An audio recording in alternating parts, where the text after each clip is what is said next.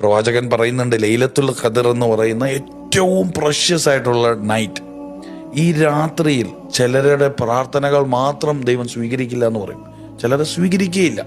അതിലൊരു വിഭാഗത്തെക്കുറിച്ച് പറയുന്നത് പൊരുത്തപ്പെട്ടു കൊടുക്കാത്തവരാണ്. കുടുംബ ബന്ധങ്ങളിൽ പ്രയാസങ്ങളുണ്ട്, അവർക്ക് പൊരുത്തപ്പെട്ടു കൊടുക്കാതെ വിരോധം മനസ്സിൽ സൂക്ഷിക്കുന്നവരെ അവരെ സ്വീകരിക്കില്ല. നോമ്പ് പിടിക്കാത്തവരെ സ്വീകരിക്കില്ലെന്നല്ല പറഞ്ഞത്, വേറൊരു മനുഷ്യനെ കുറിച്ച് വിരോധം ഉള്ളിൽ കൊണ്ട് നടക്കുന്നവനെ, അവൻ്റെ പ്രാർത്ഥന ഞാൻ സ്വീകരിക്കില്ല. അത് മാതാപിതാക്കളുമാകാം, അത് കൂട്ടുകാരാകാം, ബന്ധുക്കളാകാം. അപ്പോൾ ഏറ്റവും അടുത്ത ബന്ധുക്കളുമായിട്ടൊക്കെ നമ്മളിപ്പോഴും പിരിഞ്ഞിരിക്കുന്നവരാണ്. നമ്മൾ നോമ്പ് പിടിക്കും, പക്ഷേ നമ്മളുടെ ഏറ്റവും വേണ്ടപ്പെട്ട പല ബന്ധങ്ങളും നമ്മൾ മുടക്കിയവരാണ്. ആ മുടക്കിയ ബന്ധങ്ങൾ ശരിയാക്കാതെ ഈ 30 ദിവസം നോമ്പ് പിടിച്ചാൽ പ്രാർത്ഥന എങ്ങനെ? കഥയില്ല. അപ്പോൾ എന്താ ചെയ്യേണ്ടതെന്നറിയാം? ഈ